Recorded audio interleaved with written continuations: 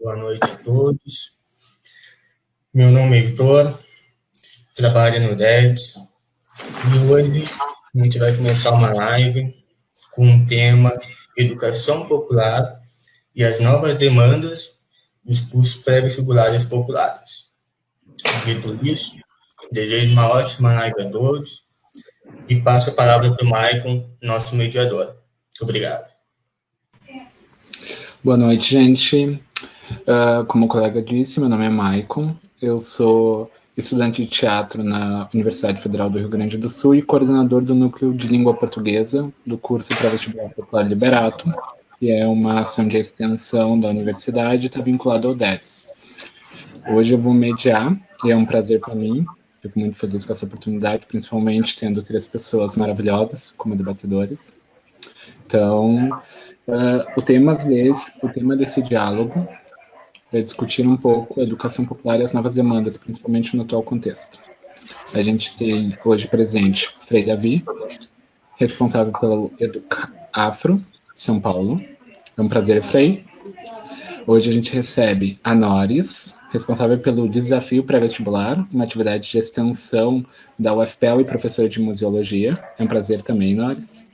E Diana, se eu não me engano, professora do TransEnem. É um prazer, sério. Eu preciso dizer que o TransEnem tem a minha admiração. Eu acompanho a atividade de vocês enquanto cursinho e também enquanto coletivo de ativismo.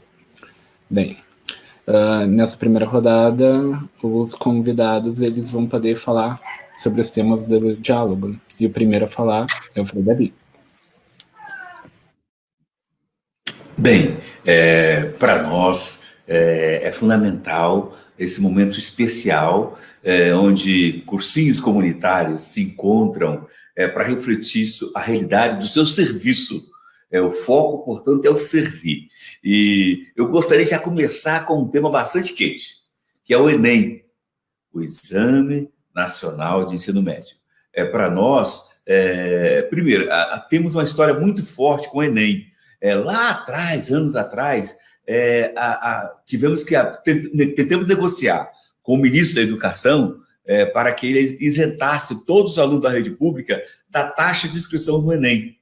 E o ministro não teve abertura. Então, nós abrimos uma ação contra a União e o MEC e ganhamos a ação, e com isso, então, o Enem passou a ter a isenção.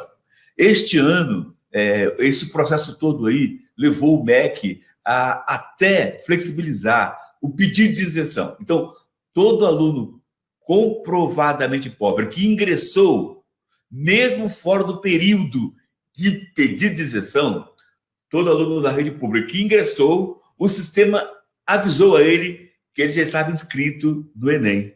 A gente precisaria estudar um pouquinho melhor isso daí para ver até quando este aluno da rede pública, que, segundo o MEC, automaticamente já está inscrito no Enem, até quando esse automático vai funcionar.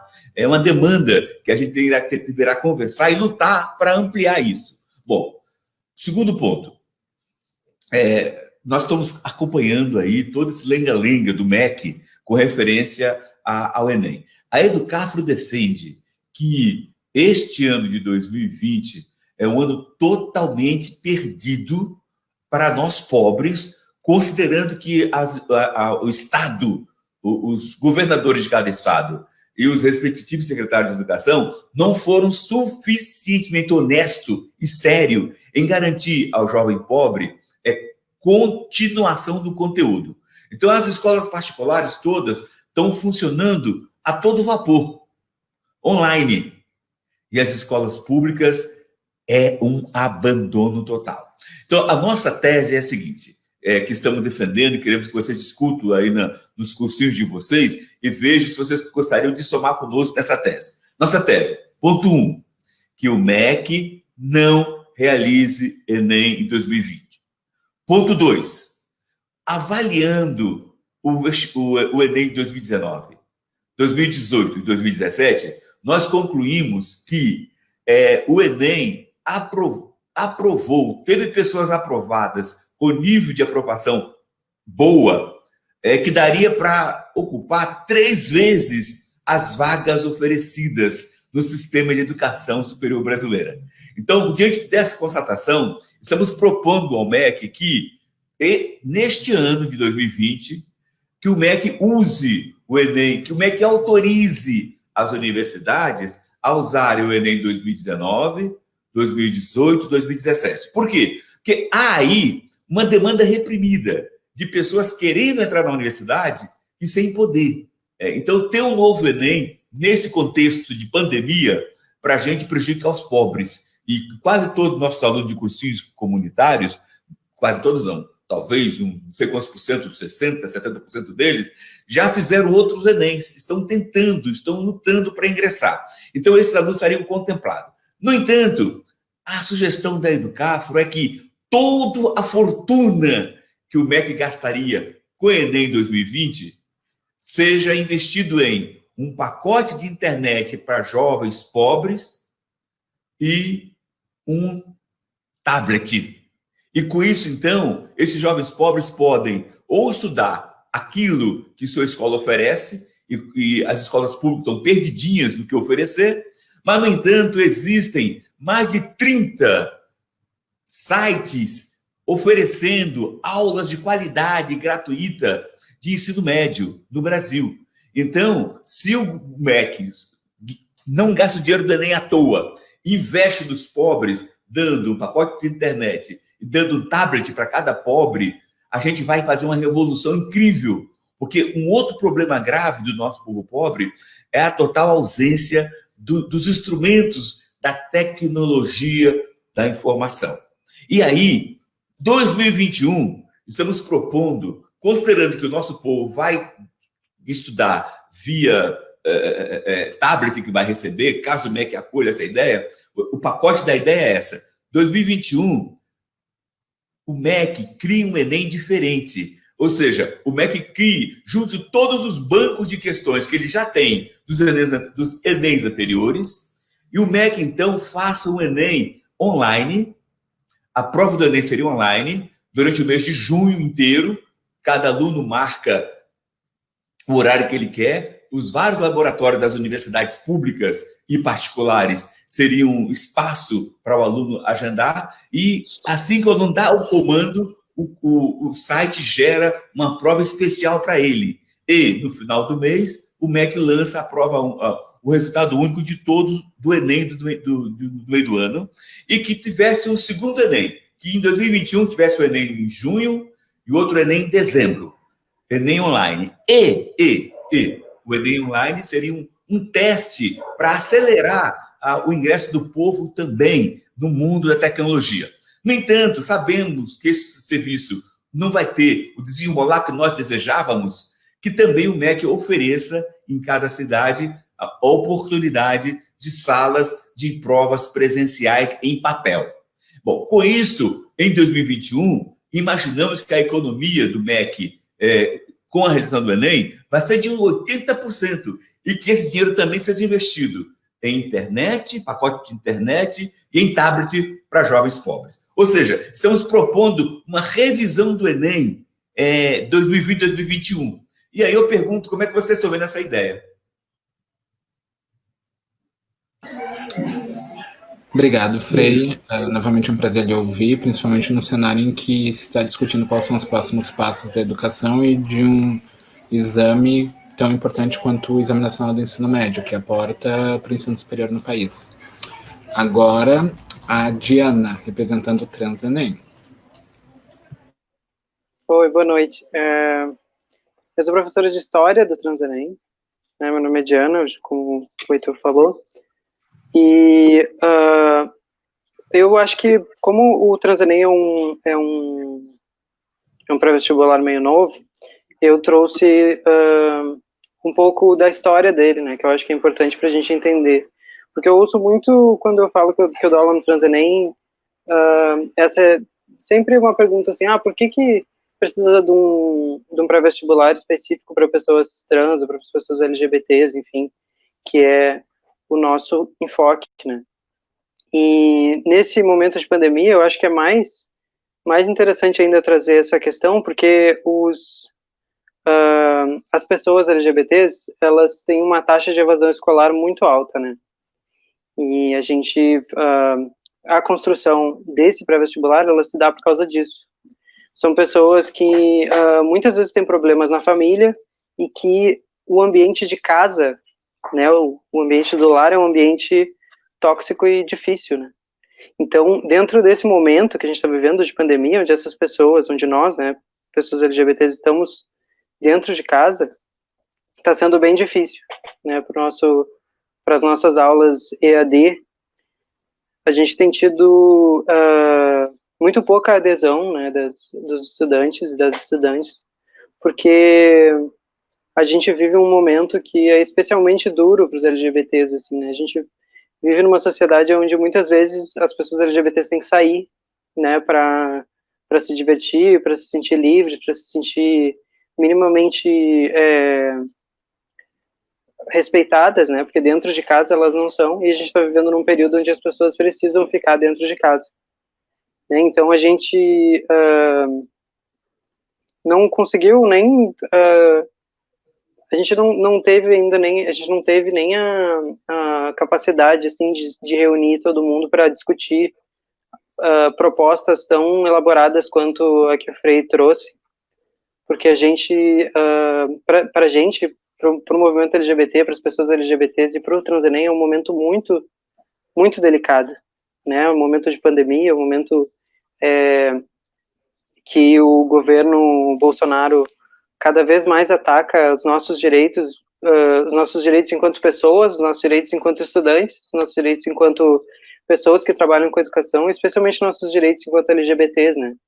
O Bolsonaro uma das primeiras coisas que ele fez foi tirar do Enem a habilidade de tu poder terminar o ensino médio através do Enem, né? Que era uma coisa muito importante para as pessoas, principalmente para as pessoas trans, que tem um histórico muito forte de abandonar o ensino médio por causa de preconceito, por causa de que a escola é um ambiente incrivelmente opressivo, né, para as pessoas LGBTs. E resultado disso é que 90% das pessoas trans e travestis estão na prostituição, né? Então,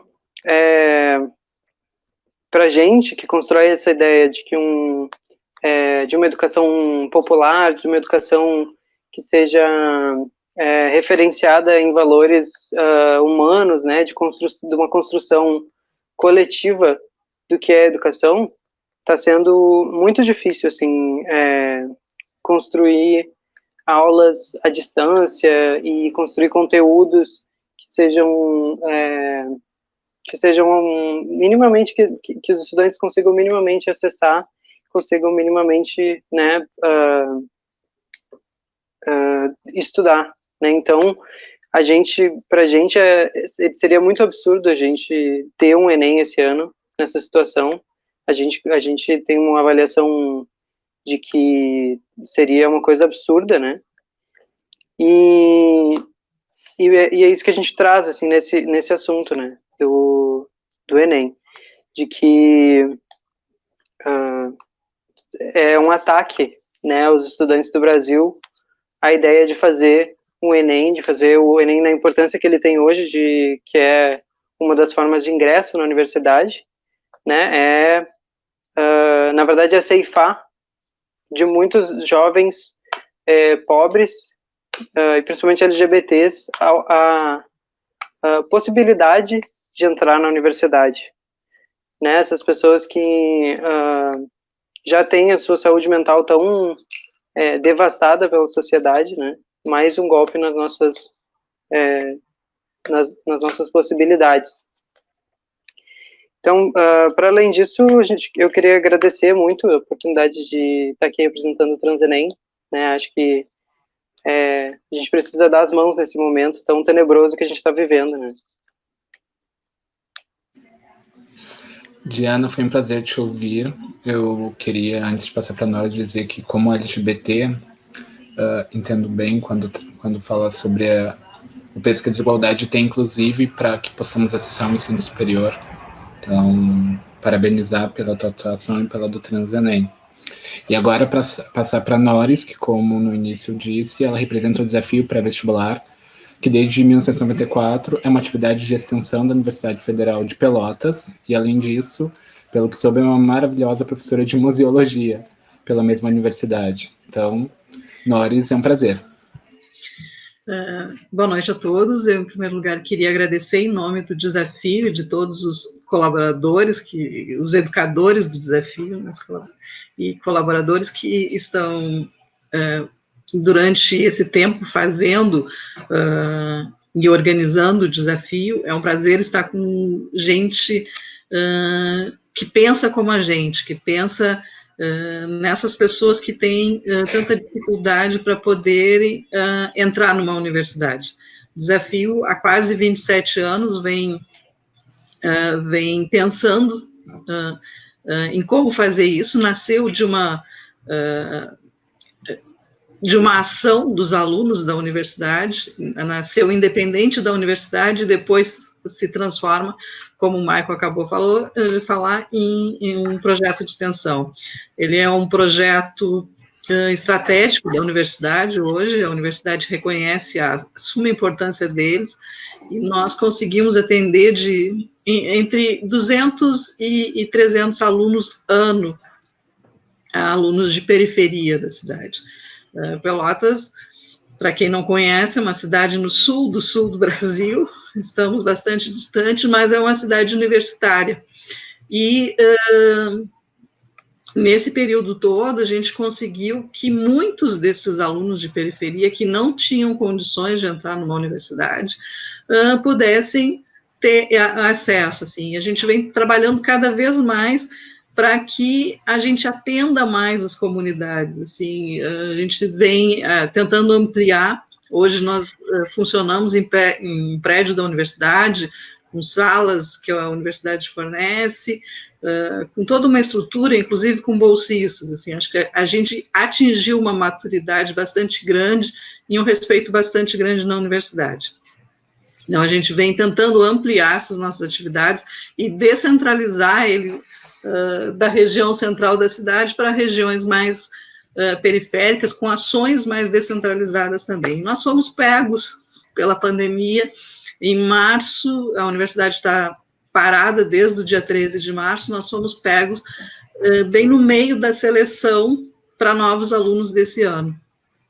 Então, tínhamos feito a primeira etapa, e aí, a princípio, foi um susto, assim, porque, como disse a Diana, assim, para os nossos alunos é bastante difícil. Nós sabemos que eles vão ter muitas dificuldades, como o Frei Davi falou. Os nossos alunos, eles não estão prontos para a internet, não é que eles não estejam prontos, eles não têm as condições para fazer esse uso. Assim.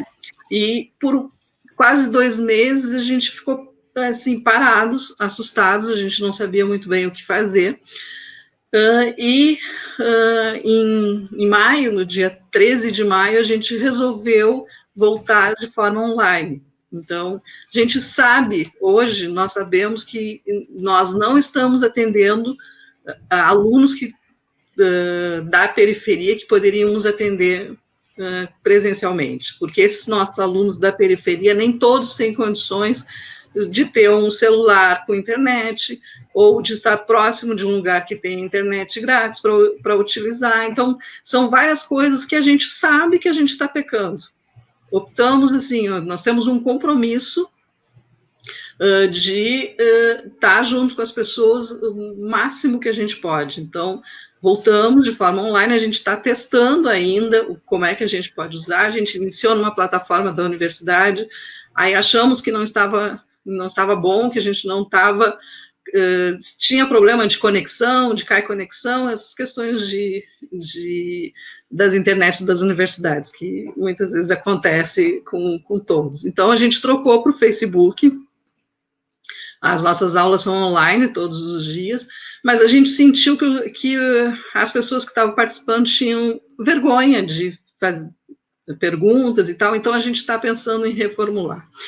Quanto à questão que Frei Davi coloca em relação ao Enem, assim, eu concordo muito com o que ele diz. Nossos alunos não têm condições, os alunos da rede pública em si não têm condições de de fazer o Enem nesse momento. Nós estamos sem aulas do ensino médio, está tudo parado. Quais condições que esses alunos vão ter? Já foi uma grande luta na questão do transferir, que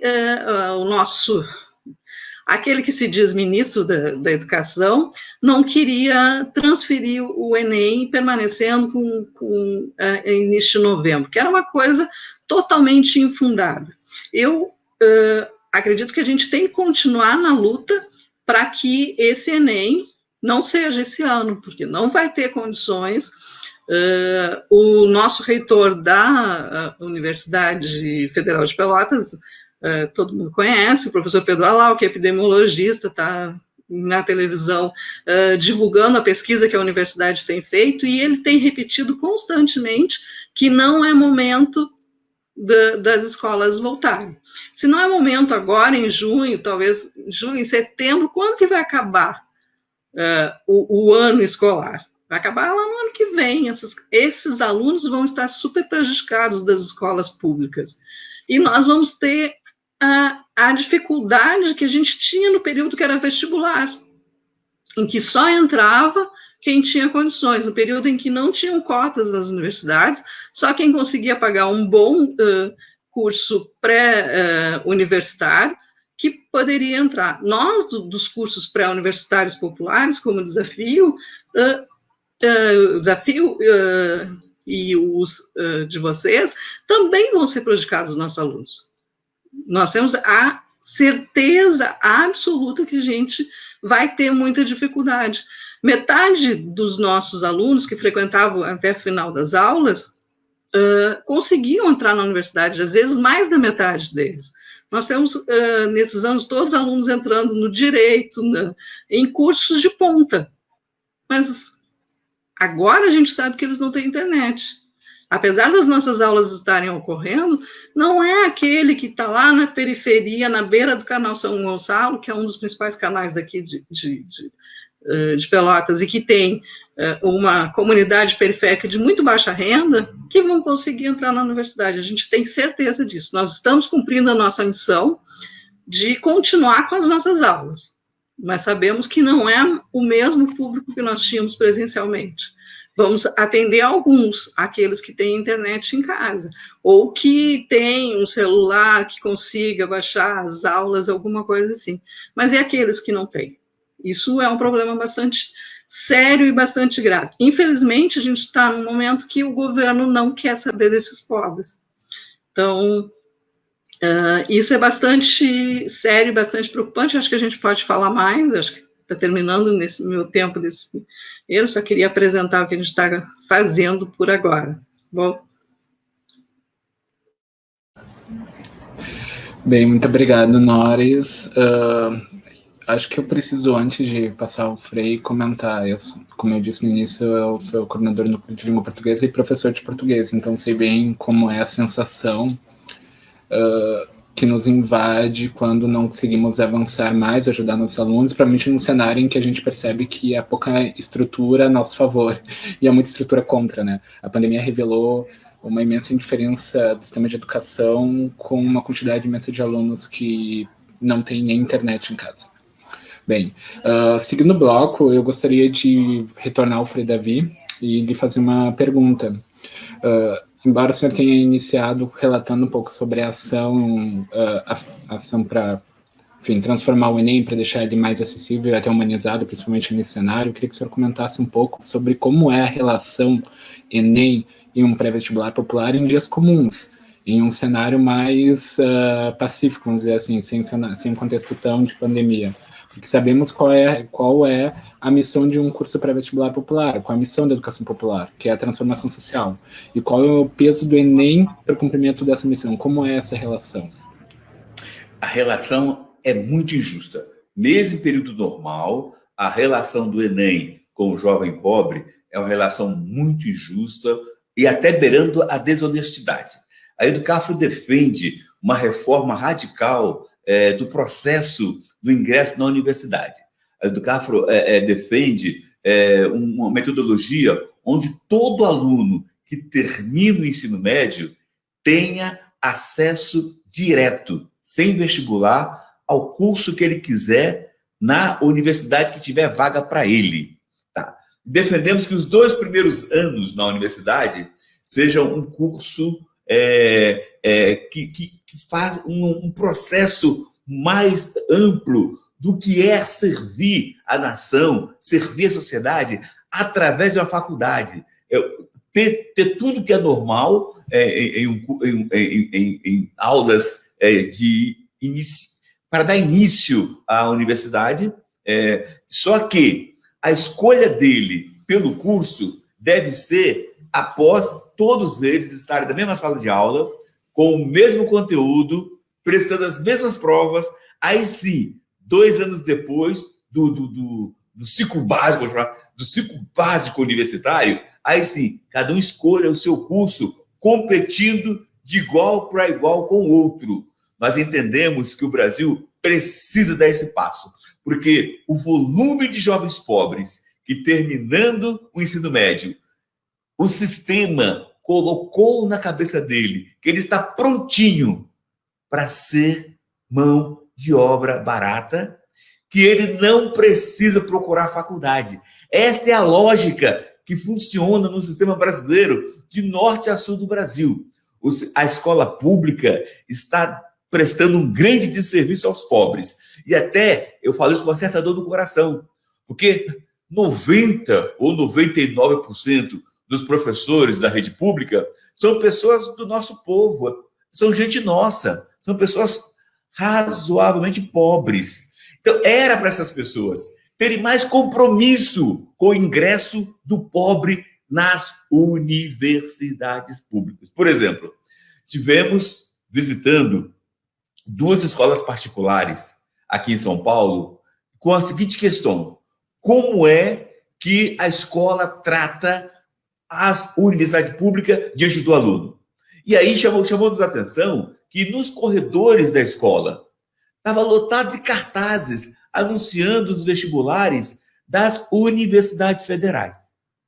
Perguntando aos alunos, eles falaram: aqui toda matéria, biologia, física, química, português, quando o professor dá a matéria, em seguida tem exercício. E ele sempre fala: gente, esse exercício caiu no vestibular da FUVEST, da USP, em 2018. Gente, esse exercício caiu no Enem, de 2017. Ou seja, todo o conteúdo é mostrando ao aluno que, para ele acessar o ensino superior, ele tem que dominar as metodologias das questões. Bom, em seguida, visitei 2 escolas públicas. Primeiro choque: nem um cartaz sequer nas paredes da escola anunciando os vestibulares públicos. Total omissão da escola pública, feita por professores com o nosso rosto, nosso perfil, nossa realidade. Professores, acordem! Vocês estão sendo manipulados pelo sistema. Vocês precisam quebrar esse estranho método de não abrir a mente do aluno pobre para entrar nas universidades públicas. Em seguida, perguntei aos alunos como é na sala de aula, como é a abordagem dos vestibulares públicos em sala de aula. Quase 100% dos alunos falaram: nunca o professor linkou qualquer exercício com qualquer vestibular ou com o Enem. Então, essa desassociação descarada da universidade pública, sem ter compromisso em ajudar o seu aluno a entrar em uma universidade pública, tem que mudar. Precisamos ter reunião com todos os sindicatos de professores para eles dizerem por que essa letargia. Por que essa letargia?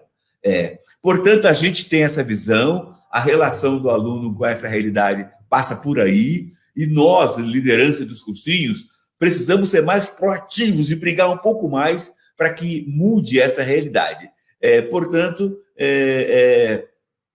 percebo, portanto, que é possível, sim, uma motivação. Também, nas escolas públicas que visitei, perguntei aos alunos do terceiro ano do ensino médio. Vocês, levante o braço, quem de vocês sabe se tem ou não bolsa de estudo em dinheiro para ajudar o aluno pobre a pagar transporte, alimentação, livro? Quem de vocês sabem que nas faculdades públicas tem isso? Apenas levantou o braço. Pois perguntei, quem de vocês sabem que a cota para negro, branco pobre, nas universidades federais e nas universidades estaduais? Só 3 alunos levantaram o braço. Ou seja, a falta de amor dos professores para garantir que o aluno nosso da rede pública seja pré-motivado a entrar na faculdade precisa mudar. Nós, cursinhos comunitários, o que nós fazemos não é quase nada, porque o aluno que vem nos procurar é muito pouco em relação ao grande volume de aluno que termina o ensino médio. Isso é uma vergonha, é uma falta de respeito, é uma falta de compromisso. E eu falo abertamente, professores, vocês têm uma missão. Vocês precisam mudar e nos ajudar. Os professores precisam mudar e nos ajudar. Bem, obrigado, Frei. Realmente muito bom lhe ouvir. Eu agora gostaria de passar para a Diana e fazer um questionamento a partir da experiência enquanto educadora do Transenem. Primeiro, o Transenem, ele transcende, né, a condição de cursinho. Ele também, assim como o Desafio, assim como o Educafro, eles têm uma atuação que passa da sala de aula ou da simples formação para ingresso no ensino superior. Eu acompanho a ação do Transenem, inclusive na Parada Livre de Porto Alegre. Então, eu queria te perguntar assim, ciente de que, enfim, a educação popular já atua com uma massa que é marginalizada e que muitas opressões, elas são imbricadas, como é dar aula para uma camada da população que já sofre constantemente e que perde a fé na superação das desigualdades, na superação da violência, como a camada LGBT? Cortou um pouco da tua pergunta, mas eu acho que eu peguei Se quiser, o espírito geral.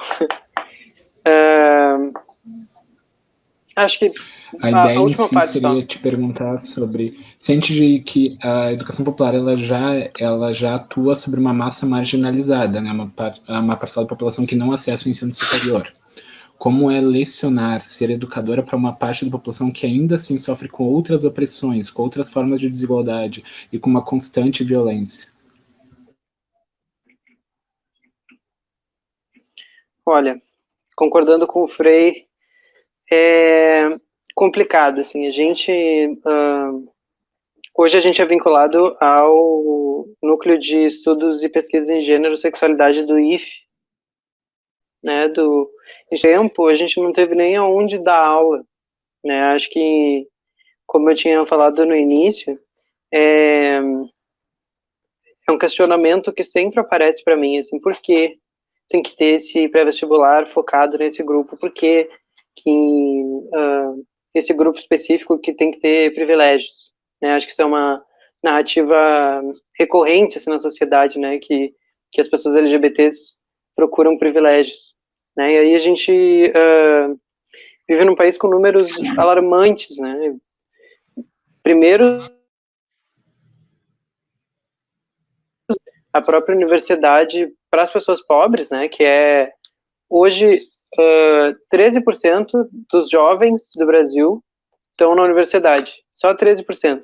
E desses 13%, o número de pessoas jovens, o número de pessoas pobres é muito inferior ao que deveria, né? A gente tem as escolas particulares, as escolas caras, elas preparam o estudante para a universidade. O último ano é o terceirão, o ano que prepara para o vestibular. Enquanto na escola pública, enquanto nos nossos pré-vestibulares que trabalham com setores desprivilegiados, a gente tem que lidar com pessoas, com estudantes que muitas vezes não têm nem condições de estar na escola, né? Muitas vezes tem que cuidar dos irmãos, muitas vezes tem que trabalhar, né? Chega na escola cansado, esgotado, e muitas vezes a gente tem os próprios, como trouxe o Frei Davi, os próprios professores desmotivados, né? Não veem como esses estudantes como pessoas que têm a possibilidade de entrar na universidade, né? Porque, infelizmente, a universidade no Brasil é muito elitizada, né? E aí, dentro disso que entra essa educação libertária, né? Que a gente usa muito a referência do Paulo Freire e da Guacira Louro, né? Então, de que a gente precisa, enquanto faz a educação, refletir a própria educação, né? E pensar a quem ela serve, pensar a quem a gente está servindo quando a gente está educando, né? Então, a nossa perspectiva é a de educar e transformar a própria educação, né? Enquanto para os nossos estudantes, a gente não está só passando um conteúdo, não está só ajudando essas pessoas a decorar um monte de números e fórmulas, né? Eu que sou professora de história, a gente não está ajudando o estudante a decorar um monte de data. A gente está construindo concepções de educação junto com esses estudantes, né? Essa é a nossa perspectiva, essa é a nossa disposição enquanto instituição, né? Enquanto instituição educacional. A gente procura criar uma comunidade, porque as pessoas trans e as pessoas LGBTs, principalmente as pessoas pobres, né, LGBTs pobres, têm uma realidade muito dura de expulsão de casa, de ficar sem ter onde morar, e muitas vezes a nossa família são as pessoas que a gente constrói relações fora de casa, né? Isso é sobre o que eu estava falando ali da pandemia, que esse momento é um momento muito difícil para as pessoas LGBTs, porque estar dentro de casa muitas vezes é difícil para as pessoas LGBTs, e como que tu vai estar dentro de casa e ainda tu vai querer que essa pessoa esteja estudando, esteja decorando várias coisas, né? Então, pra gente, é muito importante a criação de uma comunidade, é muito importante que a gente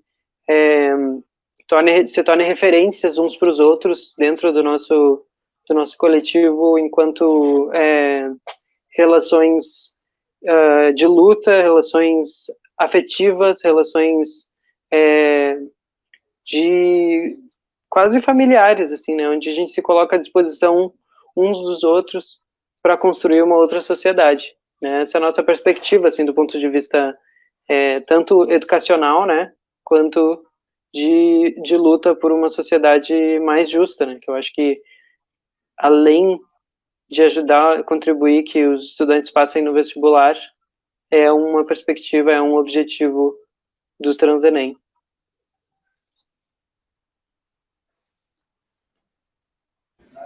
Obrigado, Giana, ficando mudo no momento.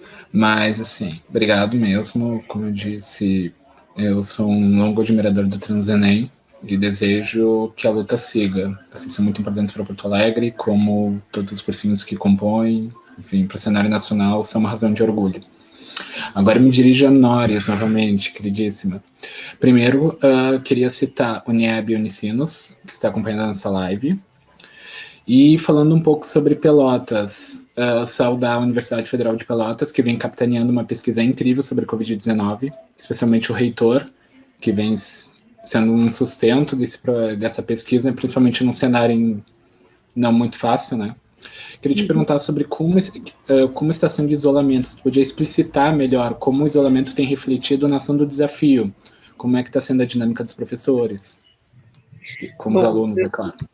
Sim, na verdade, assim, como eu disse, nós estávamos voltamos em maio nas aulas online e estamos discutindo essa questão, como é que vai se desenvolver essas atividades online. A gente tem algumas propostas, talvez a gente consiga ampliar, mas o desafio, ele funciona todo,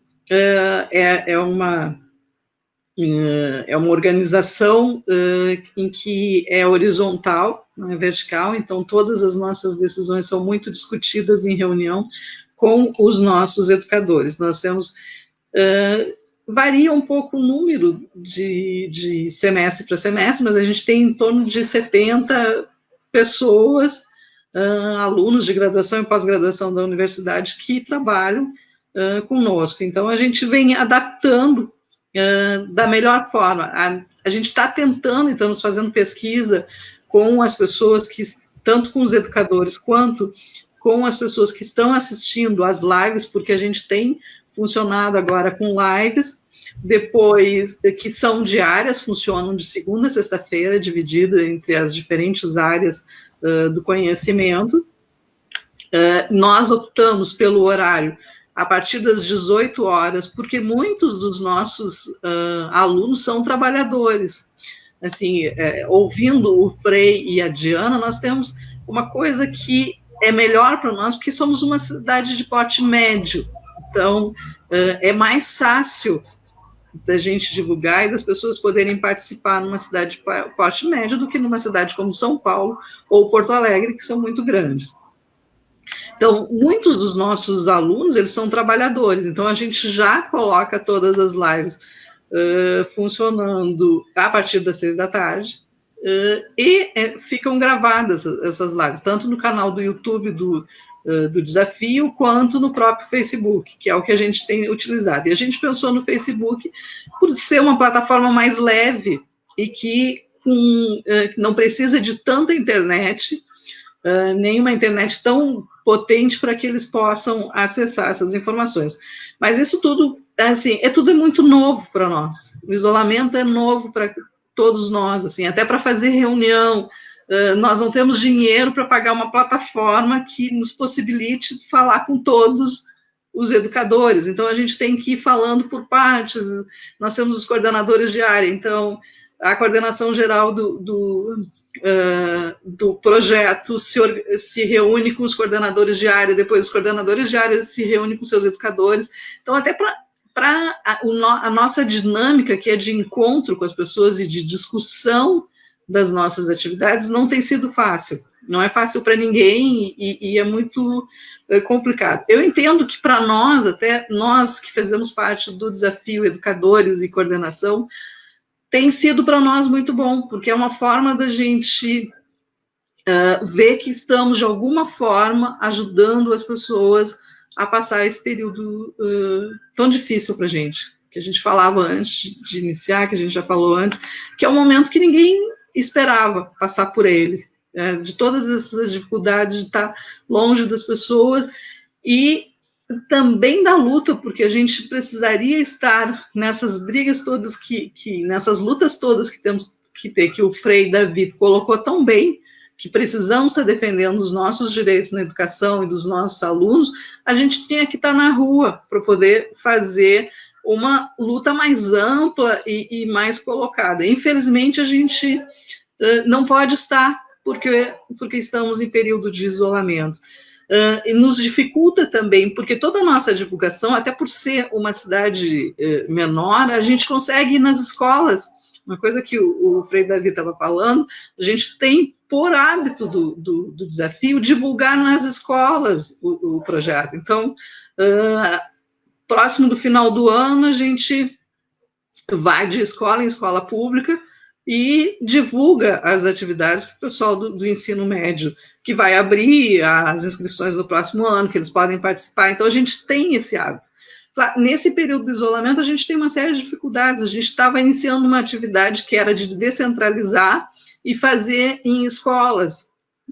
Nós já tivemos, em 2019, essa atividade em que a gente estava fazendo parceria com escolas públicas de fazer aulas, uma vez por semana, pelo menos, na escola, para que as pessoas pudessem assistir. Então, agora nós estamos adaptando.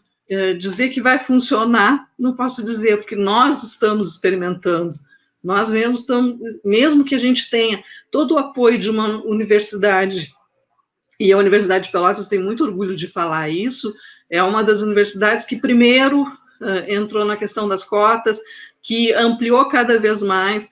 Nós temos um processo de entrada na universidade próprio, que se chama PAV, que vai acompanhando o aluno ao longo do ensino médio, tem provas do primeiro, no segundo e no terceiro ano, e vem nesse processo do PAV, que se chama de seleção, antes não tinha divisão, e geralmente quem entrava mais era as escolas privadas, por os professores prepararem os alunos para essa entrada no PAV, que era mais fácil do que concorrer com todo mundo no Enem.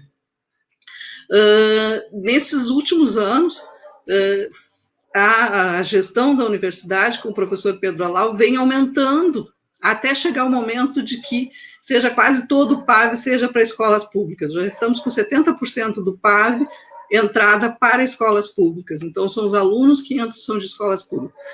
Então, todas essas coisas a gente também vai nas escolas divulgar, nas escolas públicas, porque os professores não preparavam para esse tipo de entrada, divulgar que tem o PAV, que eles podem participar e que nós também vamos auxiliá-los nessas atividades.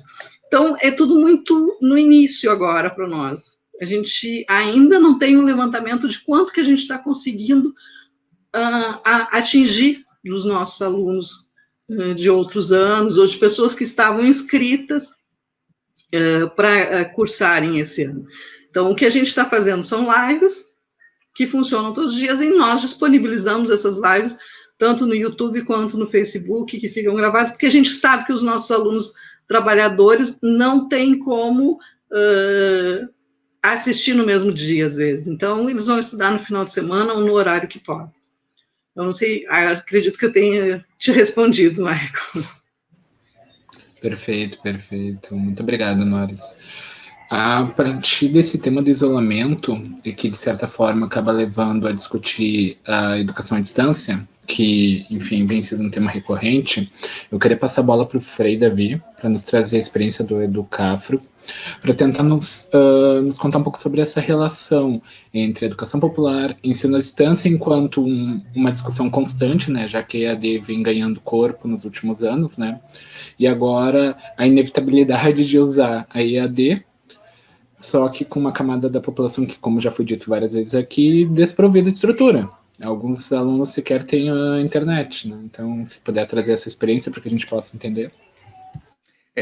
A Educafro diversificou bastante, e um dos trabalhos que a gente fez, e disponibilizamos para quem quiser entrar em parceria conosco, foi fazer uma parceria com um cursinho caro online, chamado Descomplica. Um cursinho caro online, chamado Descomplica. Então, a gente conseguiu senha em um acordo, e a gente, então, está abrindo núcleos de Educafro em qualquer lugar do Brasil. Então, qualquer lugar do Brasil pode abrir núcleo Educafro online. E aí, cada aluno, e cada professor e a coordenação recebe uma senha, e com essa senha entra no site do Descomplica, que é um curso pago, entra de graça por um ano. Então, a gente usou como alternativa sair para parcerias com quem estava super estruturado. Nós não queremos começar do zero.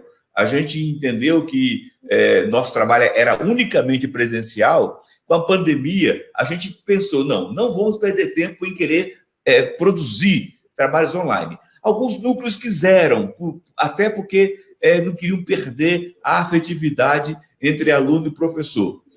Mas a maioria dos núcleos nossos, todos se formataram como núcleos online, e cada aluno tem uma senha, e cada aluno, então, tem aula livre, ele tem aula todo dia ao vivo, e tem milhares de aulas gravadas de todas as matérias, e ele vai lá e procura aquelas aulas que ele tem mais dificuldade.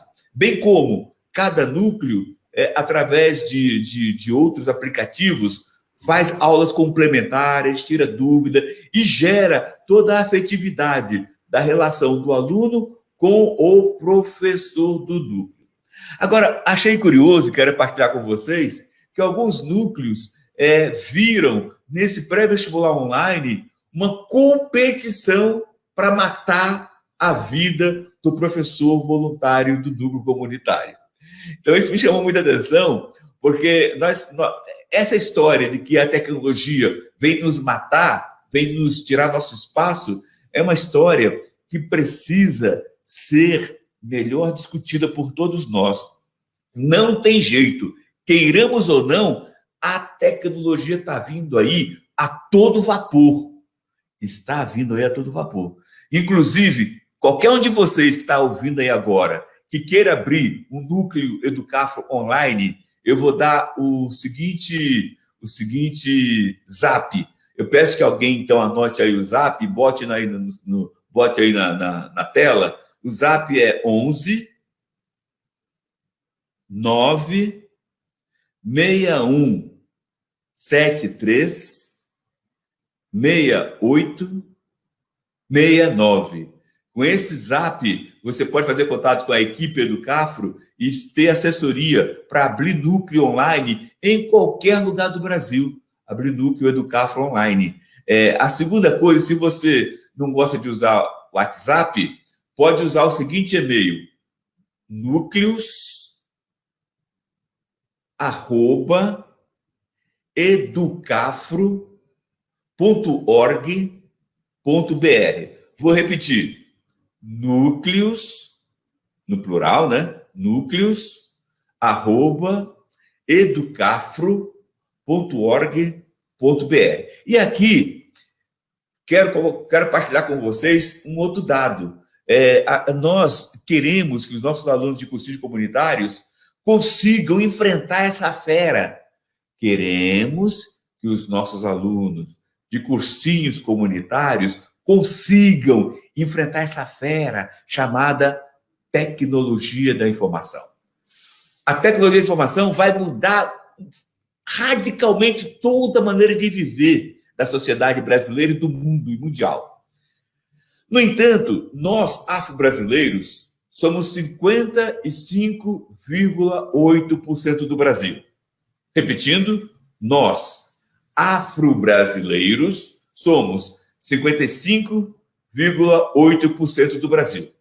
No entanto, na tecnologia da informação, como programador, como desenvolvedor, nós não chegamos a 2%. Nós não chegamos a 2%. Olha que absurdo. Vocês observem o que está acontecendo. Tecnologia nova, proposta nova, com vícios velhos. O vício da exclusão, o vício do prejudicar o mais quebrado, o negro e outros empobrecidos. Para enfrentar esse problema, a Educafro criou a Educafro Tech. E a Educafro Tech é para qualquer aluno de cursinho comunitário, de qualquer lugar do Brasil. A Educafro Tech é para qualquer jovem que está agora preso em sua casa com a pandemia. E está até passando necessidade, inclusive. Pai desempregado, mãe desempregada. Criamos a Educafro Tech.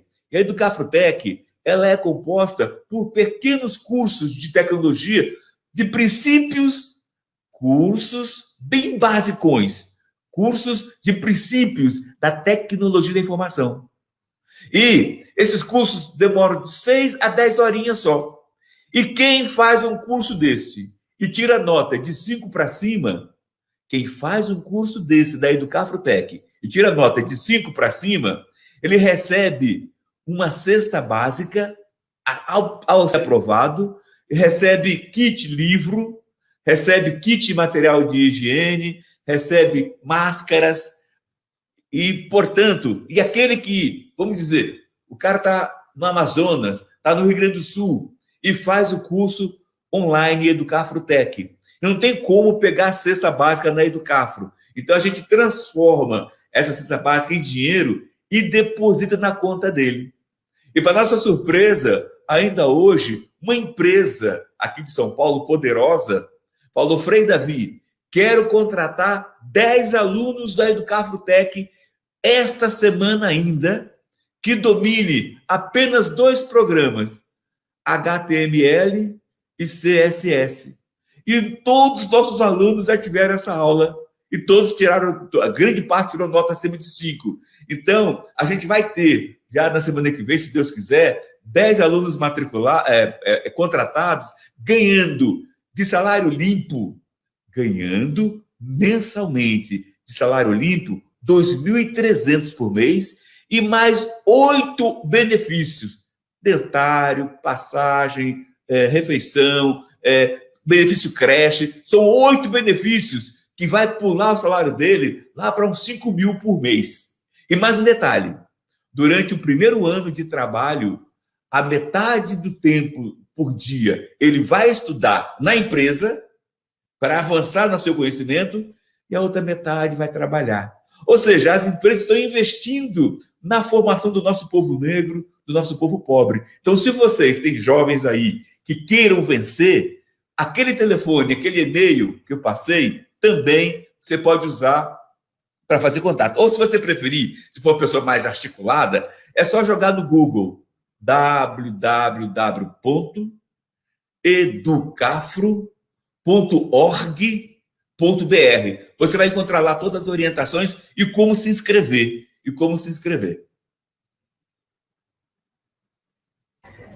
Perfeito, Frei, muito obrigado. Agora temos uma pergunta para Diana.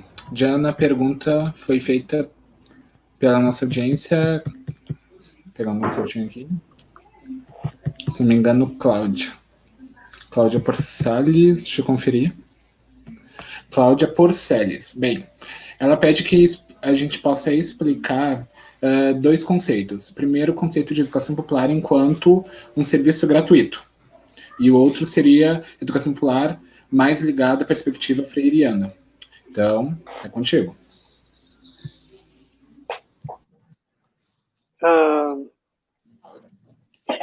Eu acredito que elas são coisas ligadas, né? Porque não existe, na nossa concepção, não existe uma educação que seja popular e que os pobres não possam ter acesso, né? Ela tem que ser popular e que as pessoas também têm que ter acesso a ela, né? Então,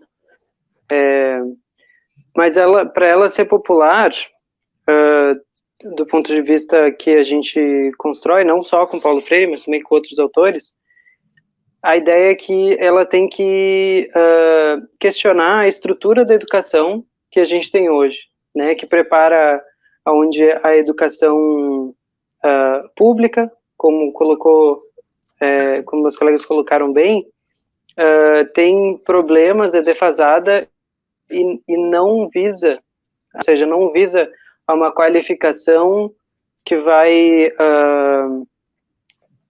mudar a vida dessas pessoas de forma estrutural, né? Enquanto a escola particular prepara para o mercado de trabalho, a escola pública, né? Eu falei particular. A escola pública prepara para o mercado de trabalho para ser mão de obra barata. A escola particular prepara para a universidade, né? Não é à toa que na escola pública a gente tem uma enorme dificuldade de construir dinâmicas de conhecimento, de passagem de conhecimento no sentido mais estrito, né? Assim, de construir que os estudantes absorvam, né, o conhecimento. Eu não estou nem falando de decorar, mas de compreender, né, os processos. Acho que isso que uma educação que a gente defende tem é que os estudantes possam compreender os processos, né? Eu não posso falar muito de outras disciplinas, mas em história, a ideia não é que a pessoa saiba que no ano X aconteceu isso, isso e aquilo, mas que a pessoa consiga entender o que levou a isso, né? E o que isso, quais processos que isso desencadeou. Então, não é à toa que a gente tem essa dificuldade na escola pública, né? Primeiro, por todas as questões estruturais da escola pública, de dinheiro, de localização. Eu fiz um estágio na escola, onde a gente ficou alguns dias sem aula porque estava tendo tiroteio na frente da escola, né? Então, e que a escola particular, ela prepara claramente, né, nitidamente ela prepara para a universidade, né, desde cedo, desde pelo menos desde a 5ª série, já se coloca essa questão da universidade, e aí depois vem o ensino médio, e aí tem toda uma pressão, e tem toda uma dinâmica que se constrói a partir de relações, dessa relação, né? Da relação com o vestibular, da relação com as provas de admissão, né? Onde os professores ensinam joguinhos de palavras e musiquinhas e coisinhas que façam o estudante lembrar de elementos que vão fazer eles irem melhores, né? Nesses exames de admissão. Então, isso se traduz em uma educação que constrói sujeitos diferentes para funções diferentes, né? Isso é um projeto escolar que vem sendo construído no Brasil há muitos anos, né? E que para desconstruir não é fácil, né? Então, acho que isso é a educação popular que a gente defende, é que questione essa relação, né, da escola pública diretamente para o mercado de trabalho, enquanto a escola particular prepararia para um ambiente mais que daria mais possibilidades, né, para a pessoa transformar sua vida estruturalmente. Perfeito. Gente, eu peço desculpa pelo barulho, mas acho que meus cães ao fundo, né? Então, live são assim. Bem, eu tenho agora uma questão a Nores, quero agradecer a Diana. Uma questão a Nores.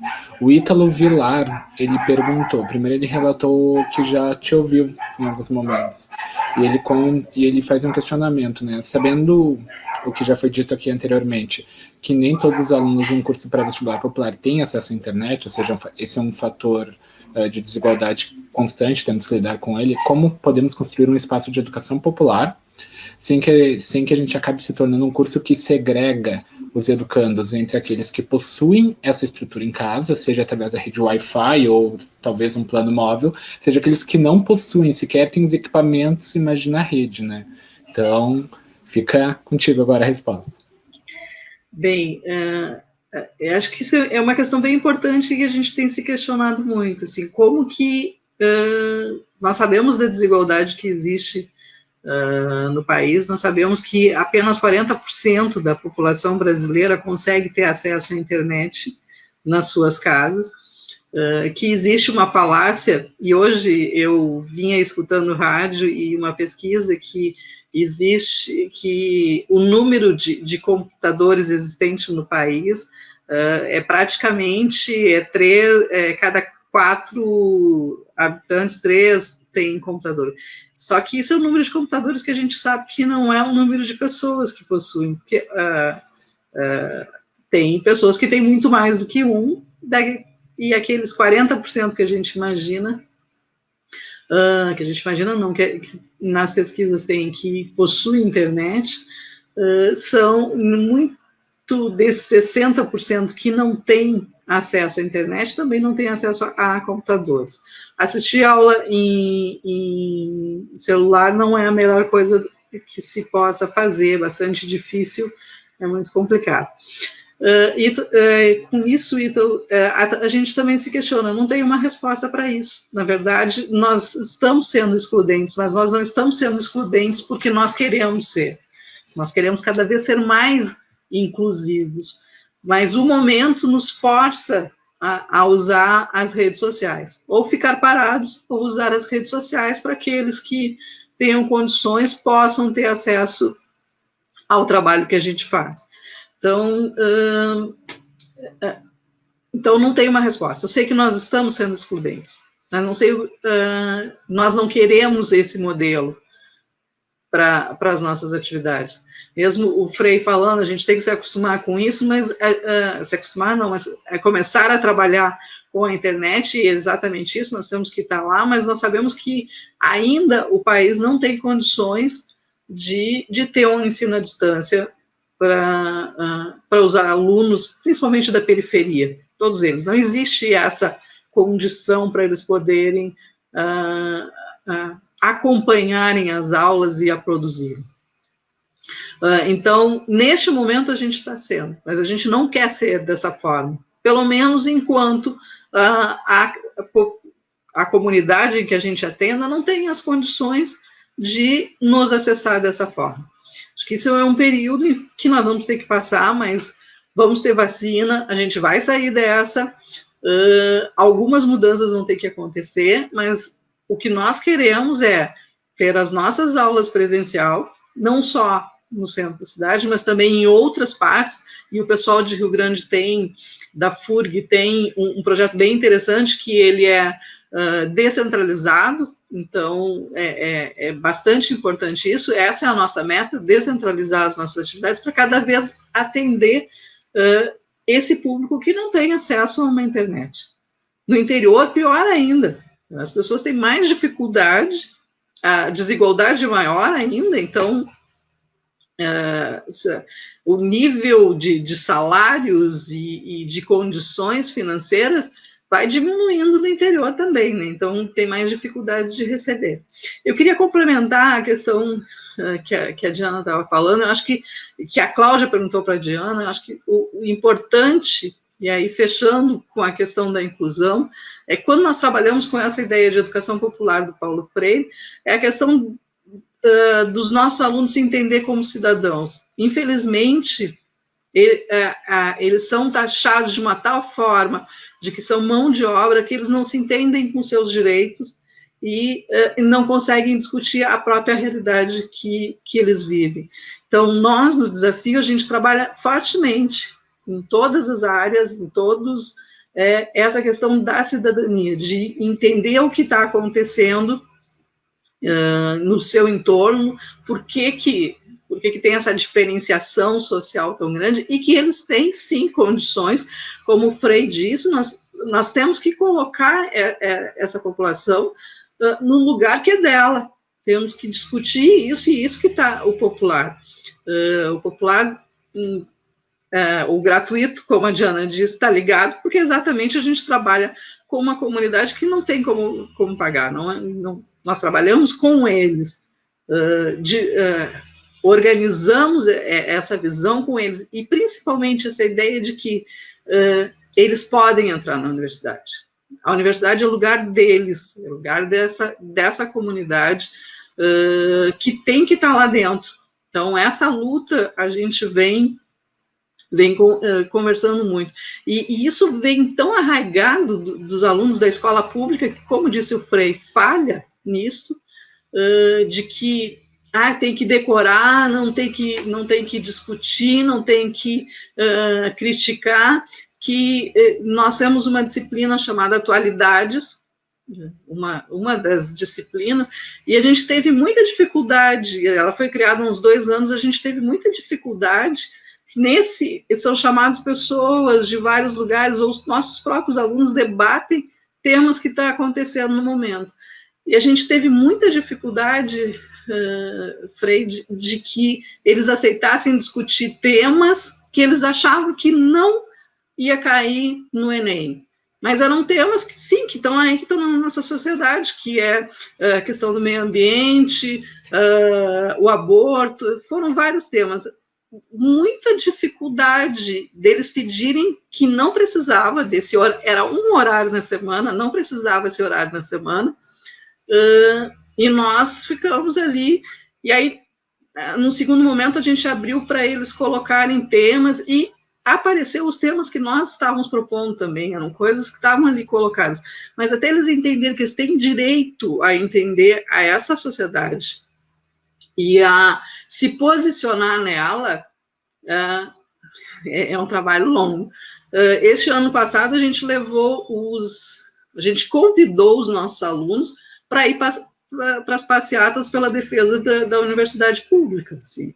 Fomos nós, os educadores, com os alunos que quiseram, porque a gente nunca parava naquele sistema de que precisamos vencer as aulas até o Enem. A gente disse, não, vamos parar, porque como é que a gente forma ou prepara alunos para entrar numa universidade, e uma universidade que está sendo ameaçada? Então, eles têm que começar a entender também que dentro de Pelotas a universidade é mais do que uma universidade, como a gente conhece nas cidades grandes, mas ela é fonte de emprego e de renda. Então, se esse povo da periferia não defender a universidade, não só eles não vão entrar, como eles vão ter uma perda nas suas condições econômicas e sociais, porque a universidade que mantém com seus projetos de extensão uma série de coisas, é a universidade que os alunos que vêm de fora que alugam, mantém os aluguéis, fazem compras, uma série de coisas. Então, a gente começou a discutir isso. Então, isso, a educação popular, que eu acho importante a gente pensar, é em relação a isso. E aí, também no pensar, a gente tem que pensar esse momento, a questão da exclusão desse momento. Por isso que nós estamos discutindo tanto dentro do curso do pré-universitário, nós não somos mais vestibular, nós somos universitário, do pré-universitário, a questão de como é que nós estamos acessando, qual é a melhor forma de desenvolvermos essas lives, qual é a plataforma em que eles podem entrar com uma facilidade em qualquer lugar, com uma internet baixa. Então, a gente tem a preocupação, mas eu não tenho a resposta. Sei que ele sendo online, ele é excludente. Isso, para mim, é bastante tranquilo, porque eu sei que os nossos alunos lá da periferia não têm condições, todos eles não vão ter condições. Porque para fazer isso, eles vão ter que sair de casa para ir a um lugar para baixar as lives do Facebook, o celular não vai ter capacidade de memória para guardar essa aula. Então, isso a gente tem bastante claro. Mas perfeito, Marisa. Vou parar. Tá? Obrigado. Eu queria passar a bola para o Frei, se ele se sentir confortável a partir do diálogo sobre como evitar um processo de exclusão, mas ciente de que vamos excluir, principalmente porque estamos num cenário, né, que demanda o uso de uma plataforma que não é acessível a todos. Mas eu também queria pedir que o Frei fizesse um comentário sobre a relação da educação popular com a violência policial, principalmente num momento atual em que discutimos, né, os efeitos do racismo estrutural e como isso projeta um genocídio, principalmente num país como o nosso, que até hoje nega a própria história e se recusa a discutir que foi responsável por um período secular de escravidão, né? Então, se o senhor puder comentar sobre, a partir do diálogo da Noris, e também acrescentar, seria incrível. A educação popular é a grande motivação, é a grande energia que os cursinhos comunitários trabalham. Só que os cursinhos comunitários precisam cada vez mais ter consciência que nenhuma atividade, na minha visão, é impossível qualquer atividade de cursinho comunitário ser excludente. Para mim é impossível. Por quê? Falando assim, estaremos assumindo a missão de resolver todos os problemas da cidade. Mas nós sabemos que o cursinho comunitário é apenas uma provocação para apontar para o prefeito, para ele fazer bem feito o trabalho dele na escola pública. Então, o cursinho comunitário, o ideal, deve ter como meta e visão popular dele ter como meta celebrar o seu encerramento. Quando é que o Conselho Comunitário pode celebrar o seu encerramento? Quando a prefeitura, quando o governo do estado fizer bem feito o seu trabalho de educar nossa juventude para competir em igualdade com a classe média dos colégios particulares. E aí Paulo Freire, portanto, mostra que o mais forte que o Conselho Comunitário tem que trabalhar, segundo Paulo Freire, é aprofundar essa frase: todo oprimido hospeda em si um opressor. E o cursinho popular tem a missão de fazer com que esse oprimido, que tem o opressor hospedado dentro dele, arranque esse opressor e seja um cidadão. Então, quando a Noris diz que o aluno não gosta de aula de cidadania, aqui nós chamamos de aula de cidadania e direitos constitucionais. Cidadania e direitos constitucionais. Para dar ao aluno essa robustez, de cidadania mesmo, e direitos constitucionais, porque para mim é um crime, gente, por favor, para mim é um crime o ensino médio dizer que dá um diploma de formado no terceiro ano do ensino médio sem ter estudado com esses alunos a Constituição brasileira. Eu acho que é o único país do mundo que faz esse absurdo de não estudar a Constituição com os alunos do ensino médio. Temos que fazer essa revolução acontecer. O aluno precisa se apropriar da Constituição. Isso é cidadania. Daí que a gente trabalha cidadania e direitos constitucionais, para dar a esse aluno um vigor, uma robustez necessária para enfrentar o mundo. Bem, e aí, porque o mundo está muito solto, o pobre em geral não tem consciência de cidadania, não se sente como povo e não age como povo, esse pobre é manipulado. E aí também é manipulado com o tema da violência e violência policial. Vocês, portanto, o tempo está acabando, mas rapidamente, vocês estão vendo que nos Estados Unidos estourou uma revolução mundial antirracista. Eu jamais imaginava que, em vida, eu veria esse momento de uma revolução mundial antirracista. E aí você vê Globo News, vê CNN, vê toda a imprensa mundial investindo grande tempo da sua programação discutindo racismo estrutural. Gente, por favor, isso eu nunca imaginava que ia ter essa oportunidade de ver. Estamos vendo. Agora, olha só, estamos vendo e nós, brasileiros, negros e brancos solidários, estamos aproveitando muito mal essa oportunidade. Por quê? Porque nosso caso é muito mais grave do que o caso norte-americano. Em 2019, nos Estados Unidos, foram assassinados 1.084 pessoas negras, maioria jovem. No Brasil, em 2019, foram assassinados 5.804 pessoas negras, maioria jovem. Então, o escândalo aqui é absurdamente maior.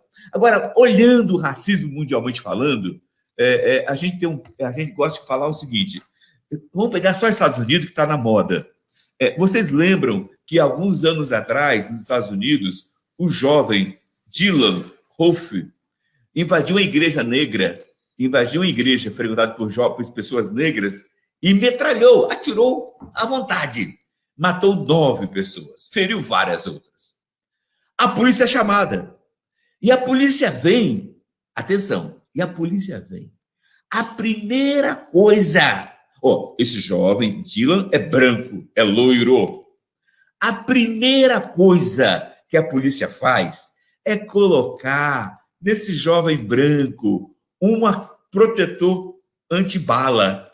Veste uma proteção antibala nesse jovem. Um grupo de policiais cerca esse jovem e protege-o até o carro da polícia.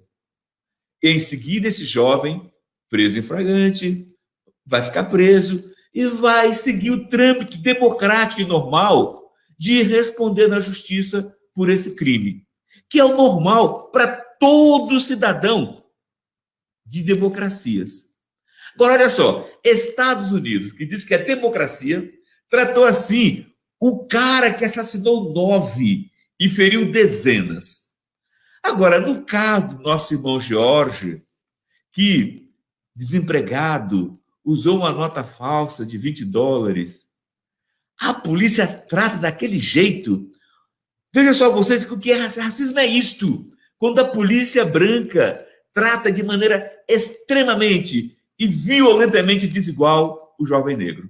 É o que acontece no Rio de Janeiro. Então, concluindo, a Educafro conseguiu que partidos políticos abrissem processo contra o governador do Rio. E a Educafro entrou como amicus curiae no processo no Supremo Tribunal Federal. O processo está provando por A mais B que o governador Witzel é assassino. É assassino. E estamos exigindo dezenas de ações, políticas públicas, para acabar com o extermínio da juventude negra do Rio de Janeiro. Tivemos a alegria do primeiro voto do Fachin ser favorável a nós. E tem ainda 10 votos para acontecer.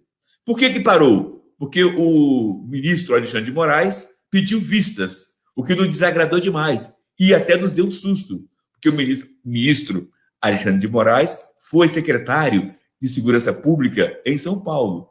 E os comentários é que ele vê a nós negros com uma visão um pouco meio delicada. Mas como a gente tem canais, vamos insistir diretamente com o ministro para ele poder liberar seu voto em sintonia com a honestidade, em sintonia com esse momento mundial. Vou até aproveitar esse momento mundial, nesses próximos 24 horas, e fazer contato com o contato do ministro para conseguir que ele entenda a nós negros e nosso drama, que é 5 vezes pior do que os Estados Unidos, e que ele libere logo o seu voto. E quero contar com vocês, os seus comunitários, para quem sabe também entrar nesse processo como amigo da corte, como amigo escuri. Perfeito, Frei, muito obrigado. Agora eu passo a bola para a Diana. Para Diana, desculpa. Eu tenho uma pergunta para ti, ela foi encaminhada pela Andréia Valejo. A pergunta seria: como é o processo de captação dos alunos, o público-alvo do cursinho popular, né, dentro das escolas públicas? A nossa captação de alunos, ela é feita de uma maneira muito específica, né, porque a gente trabalha com um grupo de pessoas muito específico, que são as pessoas LGBTs, então a gente não é um grupo majoritário em nenhum lugar que esteja, né, então a gente acaba fazendo a captação mais pela internet e pelas relações pessoais que a gente tem, né? Porque talvez esse ano a gente teve um número enorme de inscritos, a gente teve mais de 100, 200 inscritos, sendo que a nossa estrutura, ela não permite tudo isso, né? A gente, talvez comparado com os outros convidados, a gente seja um cursinho bem começando ainda, né? Porque a gente tem uma sala que está inclusive em manutenção, então a gente está colocado em outra sala que é bem pior, e a gente tem a capacidade de alocar 30 pessoas, 40 no máximo, transformando a sala num lugar bem apertado. Então, para a gente ainda é complicada essa coisa da captação, a gente não tem a capacidade de receber muitos estudantes, então a gente não tem como fazer esse processo de captação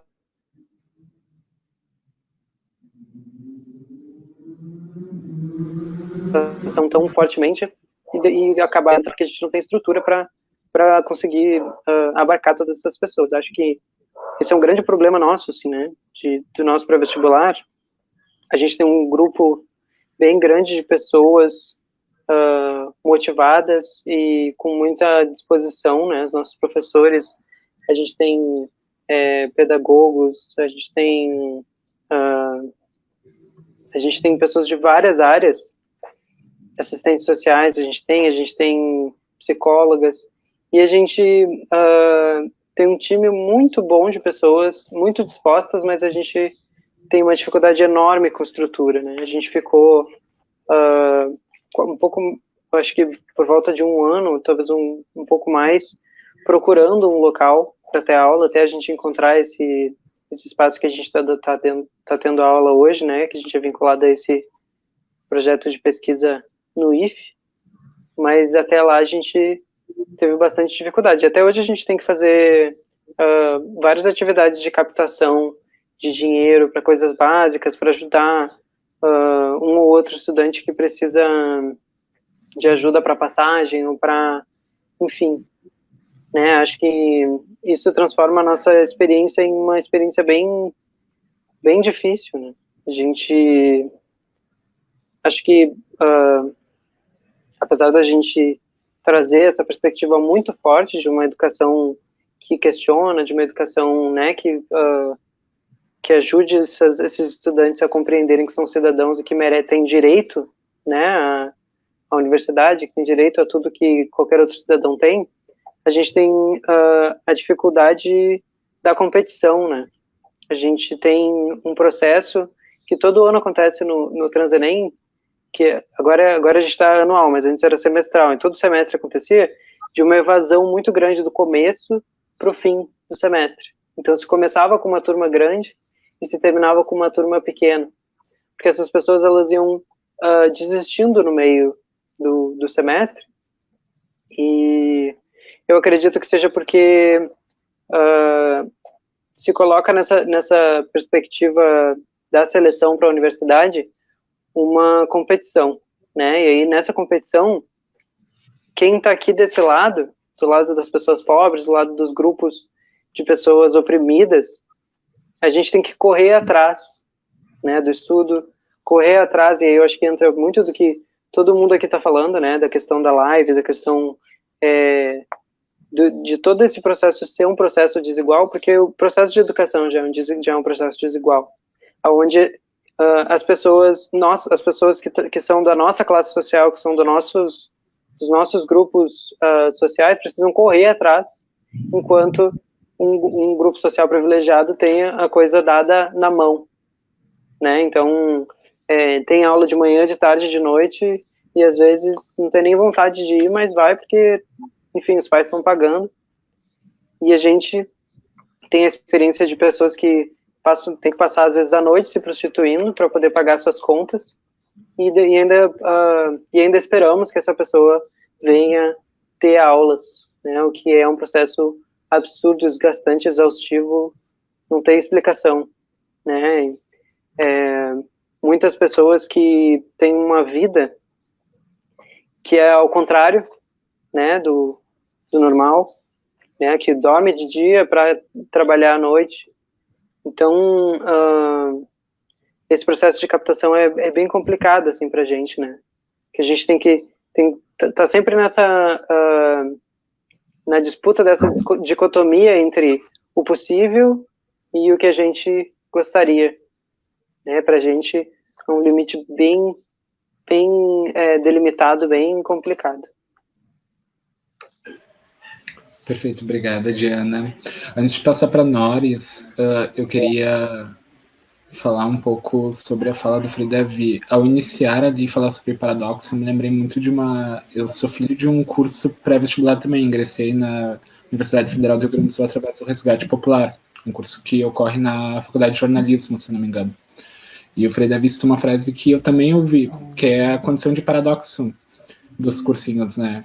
Formar cidadãos para que o cenário de desigualdade e exclusão da universidade seja extinto e os próprios cursinhos deixem de existir. Então foi muito bom ouvir novamente essa frase, me trouxe uma lembrança muito boa. E aproveito aqui e mando um beijo ao Resgate Popular. Bem, Noris, passando a bola para ti e puxando muito o que a Diana já contou, né? Queria que tu conversasse um pouco sobre, ciente dessa importância de formar cidadãos, que já foi dita várias vezes aqui, da importância da educação popular como instrumento de transformação social, focando especificamente no mecanismo das lives, como realizá-las, como cumprir essas funções através das lives.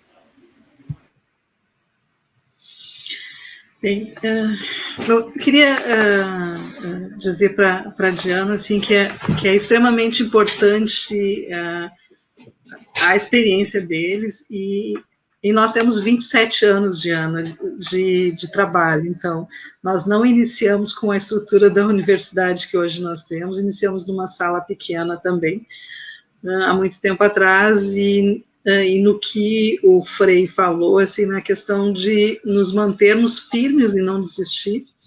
São várias gerações nesses 27 anos que passaram. Eu estou coordenadora do projeto de extensão desde 2017. Estou porque sou passageira, né, e o desafio é algo para continuar por muito tempo.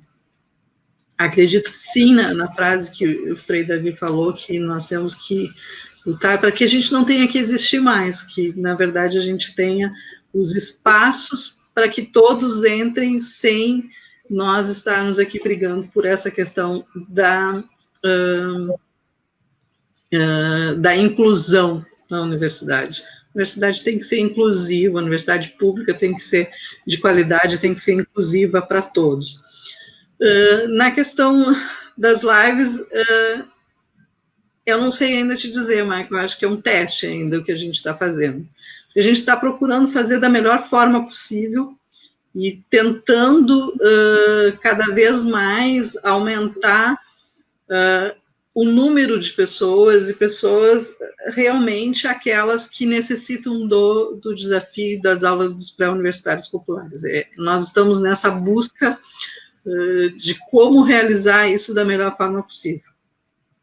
O que a gente sabe é que a gente precisa estar lá, trabalhando. Eu não sei te dizer, nós vamos conseguir medir, daqui a talvez uns 2, 3 meses eu possa te responder melhor como é que a gente vai fazendo. Nós estamos em fase de teste, assim, todo mundo está se adaptando a esse momento, e nós também estamos testando como que isso vai ser inclusivo. A gente tem buscado, primeiro, manter o que nós fazíamos presencialmente, o mesmo estilo de aula. O desafio é um lugar que tem muitos graduandos da universidade que estão lá também se formando junto com e o que a gente tem de bom é isso, é que nós formamos professores futuros para as escolas públicas e que vão para as suas salas de aula com essa noção da inclusão e da necessidade de dialogar com seus alunos, como a gente faz. A gente formou, nós tem muito orgulho disso, que o desafio nesses 20 e tantos anos formou pessoas que vão levar esse pensamento à frente, esse pensamento da inclusão, o pensamento de que temos que formar cidadãos. A gente não tem que formar, nós não somos curseiros para ficar lá, como disse a Diana, para ficar disputando uma vaga na universidade. Nós estamos formando cidadãos que saibam e tenham a noção, como o Frei Davi falou, dos seus direitos. Os nossos alunos, como ele bem disse, não sabem os seus direitos, nem conhecem a Constituição brasileira, vem qualquer um e diz qualquer bobagem que pode estar escrita lá e as pessoas acreditam. Então, o principal é isso.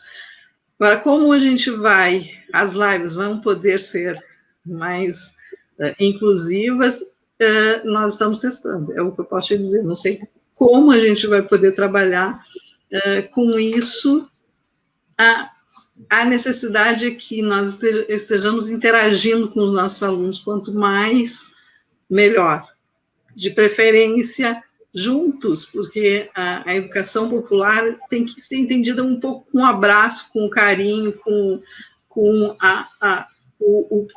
o proteger a todos nós. Eu aprendo muito dentro do desafio e sou uma pessoa completamente transformada nesses 3 anos que estou na coordenação. Como professora universitária, para mim, muda muito a visão a partir do momento que a gente tem essa perspectiva de relacionamento, de troca, de produção de conhecimento conjunto, que a gente tem aprendido muito, e assim, é muito importante isso, o aprendizado. Acho que é isso, né? Perfeito, obrigado, Noris. Bem, a gente está se encaminhando para o bloco final. E antes de se encaminhar, eu reitero que fico muito feliz com essa oportunidade, é um prazer ouvir os 3. E para abrir esse bloco final, nosso incrível Frei Davi. Gente, obrigado aí pelo convívio nesses momentos, troca de experiência, troca de sonhos. Vamos continuar a sonhar. Nossa juventude está abandonada pelo Estado, pelo país e pelos municípios. A gente não pode continuar aceitando essa falta de qualidade. Temos que descobrir novas formas de fazer a luta acontecer. Um abraço para todos vocês que estão assistindo, e a gente apresentou a vocês algumas oportunidades que não é só para quem é da Educafro. O Educafro Online, o TI, aprender TI e ganhar dinheiro para aprender TI, a cada 10 horinhas de estudo, ganhar uma cesta básica ou correspondente de dinheiro, é para qualquer lugar do Brasil. pode usar e abusar, porque nós queremos ver o nosso povo dar a volta por cima. Lembrando que é para negras e negros e LGBT. Obrigado, Frei. Agora é contigo, Diana. Tá.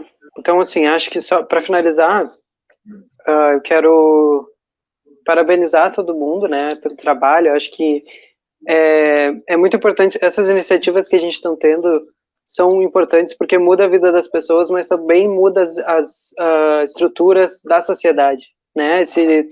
Quando uma pessoa pobre, quando um negro, quando um LGBT entram na universidade, eles mudam também a universidade, né? Então, e mudando a universidade, a gente vai mudando as estruturas, transformando a sociedade. Então, essas nossas iniciativas de cursos de educação em geral, que visam transformar a sociedade, elas são importantes em níveis que a gente nem imagina, né? Isso em níveis que a gente nem consegue ver tão nitidamente, tão facilmente. Então, acho que a gente seguir o trabalho e seguir lutando por uma sociedade melhor. Obrigada, gente, pela oportunidade. Obrigada, Diana. Noris? Bom, em primeiro lugar, eu queria agradecer a oportunidade de estar com vocês, o convite. Foi extremamente produtivo e, para mim, me ajuda a me construir melhor essa troca de conversa com o Frei Davi, com a Diana, que são maravilhosos, os projetos são maravilhosos. Eu acho que isso a gente tem que cada vez divulgar mais os cursos populares, a necessidade que eles têm e essa troca, nos unirmos, porque o momento não é fácil para nós. Quem trabalha com Paulo Freire nesse momento tem sido bastante discriminado, então acho que até agora diminuiu um pouco, mas o ano passado foi bastante complicado, e acho que a gente tem que se unir, nós temos que organizar uma rede e nos fortalecermos entre nós, assim, o importante é nós estarmos sempre dialogando e discutindo. Espero que isso possa acontecer outras vezes. Quero agradecer também o pessoal, os educadores do desafio que estão lá nas suas lives nesse momento, ainda estão firmes lá, trabalhando, e alguns que eu vi que entraram aqui, então agradeço a todos vocês e foi muito bom. Espero que se repita e que a gente possa fazer um encontro presencial mais adiante para a gente poder discutir mais sobre educação popular. Obrigado, Noris. Bem, agora é minha vez de me despedir. Foi um prazer. Novamente, obrigado pela oportunidade. Agradeço ao DEDS e ao Liberato. Eu fico muito feliz porque eu vim da educação popular, ingressei na URGS graças a pessoas como a Noris, pessoas como a Diana, pessoas como o Frei. E agora estou nesse papel, né, de ser educador e de, enfim, tentar, mesmo com um trabalho mínimo, como até a Noris falou, a gente às vezes trabalha de forma bem mínima, né, mas tentar mudar, né. Então foi um prazer ouvir. E posso dizer que saio mais reanimado, após ouvir tantas perspectivas e, enfim. Bem, muito obrigado a todos e agora eu passo a palavra ao Heitor. Olá. Em nome do DEDS, eu gostaria de fazer um agradecimento a todos os convidados, ao nosso mediador, Maicon, pela live incrível que a gente teve hoje. Foram quase 1h40 de informações muito ricas e, com certeza, eu acho que todos que assistiram a live agregaram muita coisa importante. Em nome do DED, eu gostaria de agradecer ao público por todos que compareceram aqui, principalmente ao público do curso pré-vestibular Liberato. Agradecer a presença da pró-reitora de extensão, professora Sandra de Deus, e a vice-pró-reitora, que é a Cláudia Artimunho, e também a presença de alguns cursos pré-vestibulares que estiveram presentes na live, como o CPVP Quilomba, o Pré-ENEM Popular, Acreditado na Cidade do Rio Grande, Esperança Popular da Extinga. E, por fim, para terminar essa live, eu gostaria de fazer mais um convite. No dia 18 de junho, terá mais um diálogo, que o tema é idosos em isolamento. alternativas para a terceira idade e a importância para o grupo social. Então, obrigado novamente, foi muito bacana e encontrando vocês lá. Tchau.